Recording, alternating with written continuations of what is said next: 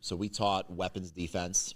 We started off with the intention of doing weapons from a little bit longer range because it's like, well, beginners, it's easier to defend long range. I actually don't think it is. I think that when you look at the mechanisms of like control, I think it's easier for beginners to work from an already hands-on position where they have the input of kinesthetic awareness and touch instead of visual stimulus. Like if you're no good at boxing, or you can't spar and block live punches and return real punches, there's no system for developing that versus a knife, I think.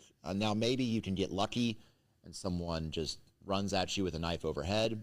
You might be able to block that and hit them back, but that's, already kind of a situation where it's like that person might have physical superiority over the other person or is already more trained and more athletic.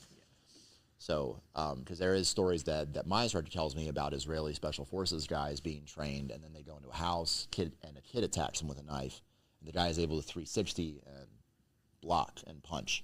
And I'm like, well, that's already a pretty athletically superior person. If they're in the special forces, they're already doing room clearing. Like they're phenomenal shape. Yeah, they're in phenomenal shape. They're very physically disciplined.